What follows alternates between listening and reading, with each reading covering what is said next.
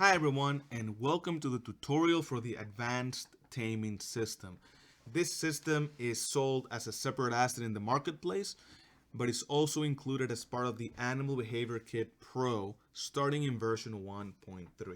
So in this video, we're going to be taking a look at the system inside the Animal Behavior Kit, but the code and the options are exactly the same. So if you bought this separately in the marketplace and you're just interested in the taming system, watch along, and everything that I'm about to show you here should be the exact same for your project. So what are we going to look at today? We're going to look at some of the simple animal settings. The animal that comes with the advanced taming system has a very simple AI behavior. It roams around and it can even attack another pawn. And then we're going to dive straight into the actual taming system. We're going to be looking at all of the companion details and options that you have, whether you want to use bait and what are the bait options, the teleporting option, and then finally the healing option. So, like I said, this applies to both Animal Behavior Kit Pro or the standalone advanced taming system. For this video, I'm just going to open it in the advanced behavior, in the Animal Behavior Pro project. Regardless, it should be the exact same. So assuming that you have ABK Pro, go ahead and go into your advanced taming folder. This should be the exact folder that the standalone has. Go to blueprints, characters, animals, ground animals, and now you'll see that we have a few animals here. And we're going to go ahead and grab the buck and we're going to drag this guy right here. And the first thing we'll do, as the slide says here, is we want to take a look at the simple settings for this animal. So this is a completely different class that comes from the Animal Behavior Kit. This is a lot simpler, but it can still be used if you want something a little bit more light on performance, or in the case of having the standalone system, you can use that as a simple AI for animals that roam around. So I have this guy selected right here, and let's just go over the options real quick. Under setup, you can select the HP of the animal, and this is going to use the Unreal's damage system. So in this case, by default, it has an HP of 10. Whether you want the HUD itself to show or not, the name of the animal that will appear here, the max speed and acceleration. You have some details when it comes to death. If the animal is skilled, it has a despawn timer. In this case, it'll wait 1 second and then immediately despawn. You have the option of ragdolling the body here if you wanted to. Otherwise, you can include a death animation in the form of an animation montage, and it'll just play that instead. As far as the HUD, you can decide whether you want to show the name only or show the HP only. You even have an option to select the colors for the name when it's normal, engage color, meaning the animal is attacking, or the companion color, which means that the animal is now a companion and the text will reflect that. So you'll notice that if we hit play here, the animal's text is in green because the animal is just roaming around. As soon as we tame the animal's text will become blue because that is the option that we have here. So right here at the bottom, we have the navigation setup, and we're going to have a simple setup for move around, and we're going to disable that right now. We want to make sure that it stays in place, but nonetheless, this is on by default, and the animal will just roam around the level. And then it has a simple attack system where you can add what we call an engage tag, and any other pawn that has that tag will then be attacked by the animal. And you have a few options here, like the damage, an aggro timer, and disengage timer, and even attack frequency. All right, and that's pretty much it. It should be fairly self-explanatory. If you're coming from the Animal Behavior Kit, these options are going to look very, very similar. They're just a simplified version of what we have. If not, you can use this again as a simple AI that moves around the level. But the most important thing here is that we have a component called component BP Comp Companion. And this component right here is what enables us to tame this animal. This can be added to any animal that has, that is derived from this class, simple ground animal class, and you can just create a child of this class and change the mesh, and you can basically tame any animal that way. But basically the options here are, the first thing is whether you want this to be active or not, and it's active by default. And then if we expand the companion details here, we see that we have a few available options. The first is the companion stance, and you can see that we have either passive or aggressive. And what this means is that by default, the companion is going to be passive. It will not attack or become aggressive unless you command it to attack. If the companion is aggressive, it'll actually automatically start attacking any animal or pawn that attacks its owner. So depending on how you want your pets to be set up, you can change the options right here. You have a taming mode here, and you can use two options. You can use bait, or you can have the animals be always tameable. And I'm going to open the class right here, and we'll just make the changes here on the class itself. It's a lot easier that way. So by default, the animal is passive, it's always tameable. But again, we can go ahead and use bait if we wanted to. We can also allow the option to enter a custom name. I'm going to disable that for a second here. Actually, you know what I'll do? Let me create another one so we don't mess this one up. I'm just going to duplicate this guy, and I'm going to name this guy _test. That way, we can make the changes that we want right here. It's going to make it a lot easier so we don't have to remember the options later. So let's go back, and I'm going to make this guy always tameable, but I'm going to disable the custom name. And it's always tameable means that if I go ahead and click play here, and I'm going to make this guy not move around, I hit play. If I approach the animal, you'll see that we have a little E that pops up and says, hey, press E if you want to tame this animal, this deer. And I walk away, and I can come back. You can see when the animal is always tameable, I can just come in here, and I just need to get nearby, and if I press E, he becomes a companion. Notice that the name changes to companion. It becomes blue. I have a little widget at the top with the C. The C stands for companion, and that is a screen space widget, meaning I can always see it even if my companion is out of line of sight. And I have my commands on the bottom right corner. And if I walk around, you see that this guy starts following me around, and that's because the command follow me is highlighted. That's in yellow. If I press 2 on my keyboard, then the command stay there is active, and you can see that he's just staying in place. If I press Q to activate aim mode, notice that now I have a little crosshairs here. If I aim somewhere and press 3, that is the command go there, and you can see that the animal is now going to that area. So I can command the animal to go anywhere I want, and when the animal gets there, it automatically switches to stay there. If I want to recall him, I can press 1, and the animal will then come near me and just follow me around. The option to attack is number 4. So if I grab this guy, let me duplicate him, for example, here. I'm going to make another one here. If I click play, I have 3 deer, but notice here that my pet is now loaded, right? So that's another thing that this kit has, is that as you tame your pets, they're actually saved to disk. So as you go from level to level, the pet actually loads up by default when you start your new level. If I wanted him to attack one of these deer, for example, I can put my crosshairs here and press 4. And notice that now the target has a red icon on top. And notice that my deer is now attacking it. And I'm going to recall him real quick. And you can see that the health of this guy is now below half. And that's because this guy was damaging him. Number 5 is you are free, meaning you can release the deer. And now he can go about his business.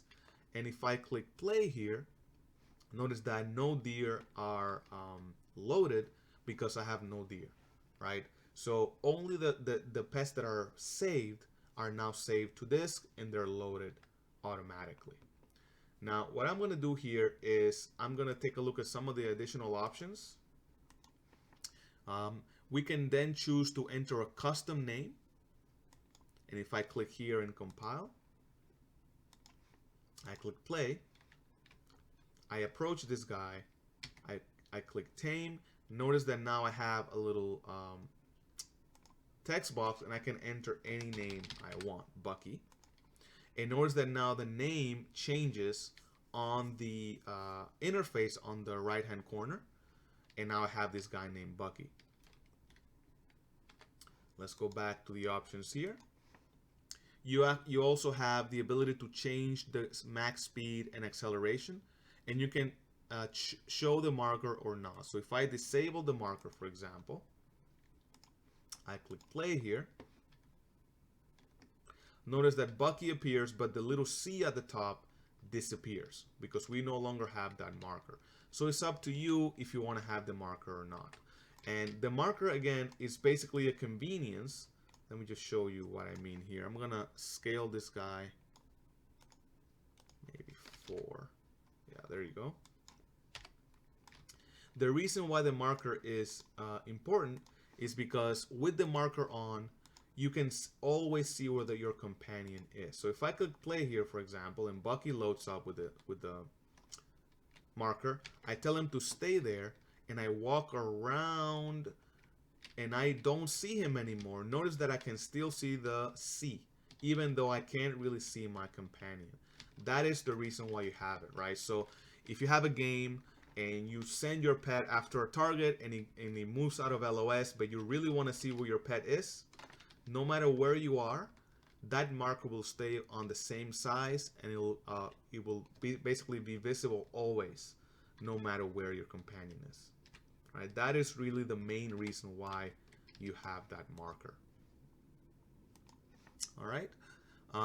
Let's say that we wanted to use bait, right? We can go back and change this guy and say we want to use bait, and we click on play, on compile, save, and let's go ahead and click play. I'm going to set this guy free, and I want to make sure that I come and I tame this guy. Notice now that when I come nearby, I don't get any options to tame him, and that's because I need to use bait. So what I will do is I would press Q, and now I have my aim mode selected, and I can right click on my mouse to shoot bait near the animal. And now when I approach the animal, notice that now I have the option to tame him. And now I can tame him because I used the bait. Notice now, I'm going to go back and set him free. Notice now that on the right hand corner I have prey and predator bait. And if I click on tab, I press tab, I switch between bait types. And these are just individual classes that have a different tag. That way you can have different bait for predators and for prey. So for example, if you look under bait details, you can see that we have a bait tag. And this is what makes it different, for example, from the predator tag. And you have a bait eating time. So what's going to happen is the animal will be eating that bait for 20 seconds, and you have 20 seconds to tame the animal. If you don't do it within 20 seconds, the animal will consume the bait, and you'll have to use a new bait to tame the animal. There are also some teleport details here, and they're on by default. And basically what this means is that the animal can teleport to the player if the animal gets too far away, or if it cannot reach the player for whatever reason. So let's say that we had, I'm going to actually use this here. I'm going to make this a little smaller here. Let's say that we wanted to get into a platform. Say that you have a platforming game. And I don't know, 6, and let's make this like 10 here. Say that you had a platforming game and you need to get to this area here. Actually, let's switch them back to always tameable. Just a lot easier, so we don't have to keep using bait.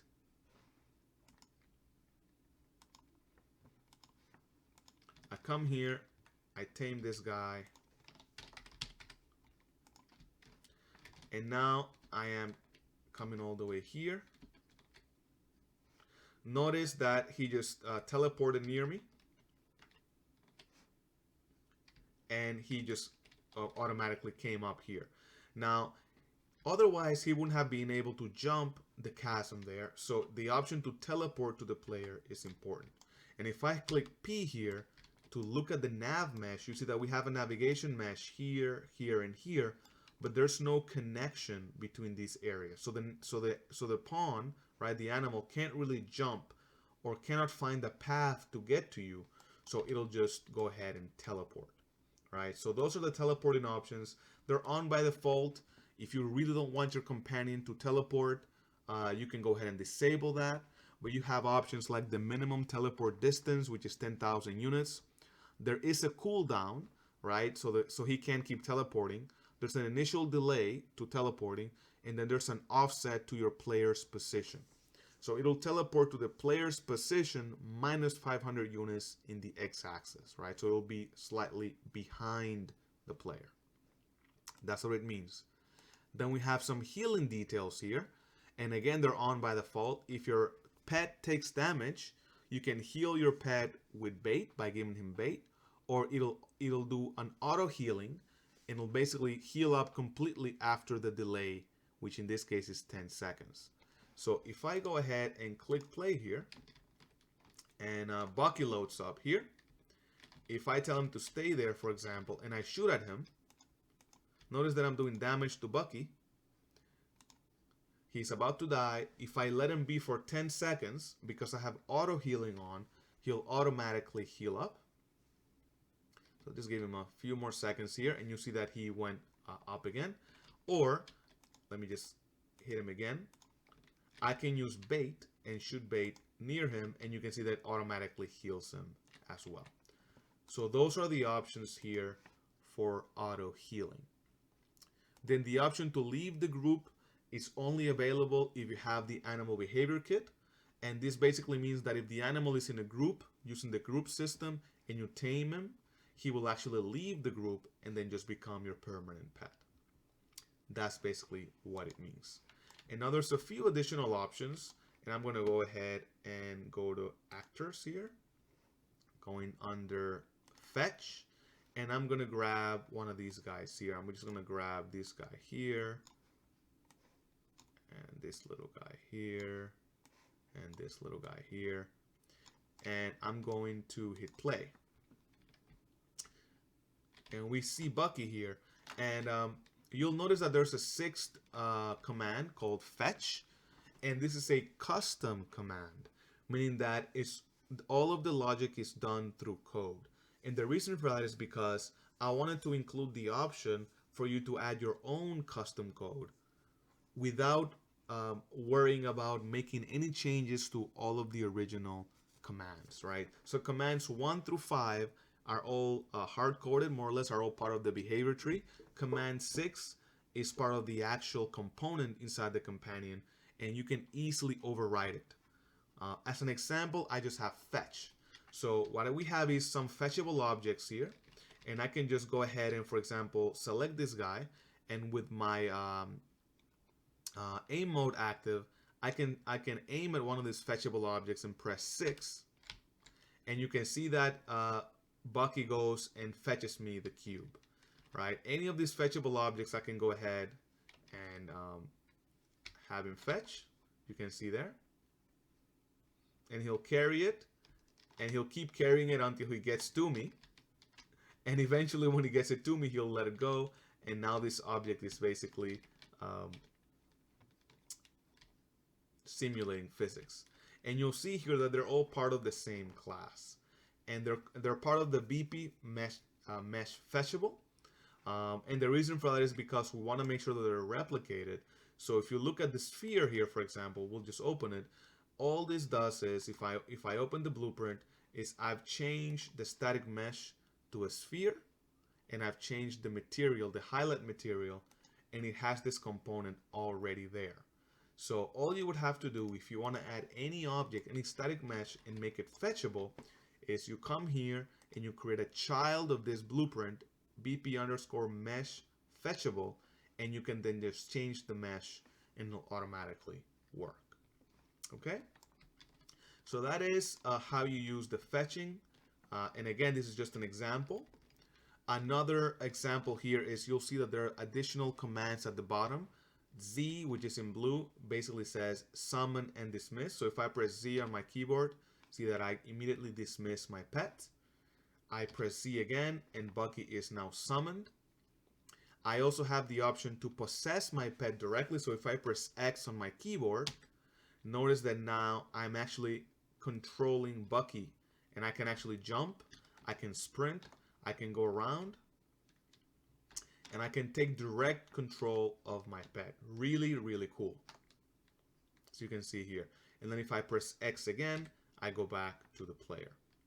And finally, the last one that says cycle companions. That's basically having the ability to tame more than one companion. So I have Bucky over there. If I can come here, I can tame this guy, and I'm gonna call him I don't know, Young Buck. Notice that now Young Buck is also my pet, and Bucky is also my pet. On the right hand corner, the name changes to group, and now both of them follow my commands. So if I say follow me, you see that now Young Buck and Bucky are both following me. If I say go there, you can see that both of them go there. If I tell them to stay there or follow me, they will follow the same command. So you have the ability to tame more than one pet. In addition, cycle companions basically means that the name at the bottom is the active companion. So if I press C, notice that I keep pressing C and it keeps going from Young Buck to Bucky. So if I wanted to possess a pet, it'll possess the pet that is active. So if I wanted to take direct control of Young Buck, then I would have to cycle through my pets until I get to Young Buck. Then I press X, and now I'm controlling Young Buck. I press X again, I am now controlling the player. I can press C and change to Bucky as my active companion. Then I can press X, and now I'm controlling Bucky. So that is the way that you would take control of different pets. And obviously, they're just the exact same pet. They're just bucks. But you can imagine the situation where you can have maybe different types of pets with different abilities, and you can create some really interesting gameplay elements there. Maybe you have a small pet like a rabbit that can go into like really confined spaces, versus a really big pet that has a lot of strength and can knock over walls, versus a very agile pet that can jump really high and do all kinds of things, right? So just because I have the example of the same animal, remember that you can change the animals to anything you want. And if I open this guy here, actually I'm gonna go and browse to the asset. If you open the base class, the simple ground animal, you'll see that if I go to the event graph here, we have a bunch of movement controls here, including sprint, jump, melee damage, camera zoom. So you can feel free to come here and add additional abilities to this base class, and then all of your animals will have that ability, right? So don't feel like you have to stick to what's there. You can easily come here and add your own custom abilities, and that way when you possess your pet, each individual pet class could also have their own abilities, right? So that is pretty much it, guys. The advanced taming system, again, is multiplayer ready. It allows you to tame any pet. If you want to add your own custom pet, go ahead and create a child of simple ground animal here. And then once you create the child, you can change the static mesh, change the parameters like the name, as we saw earlier in the video, the name, the HP, the damage, the acceleration, etc. And then once you tame the animal, you will be able to have those abilities as well. So thank you guys so much. If you have any questions, again, remember that you can always email me directly. I'm going to go ahead and flash my email address right here, kokigamestudios@gmail.com. If not, you can always join me on my Discord. I'm going to put the link in the description of the video. Come to the Discord server and you can DM me directly. I'm pretty active there. Any questions or comments, feel free to reach out to me. Thank you guys so much, and I'll see you in the next video.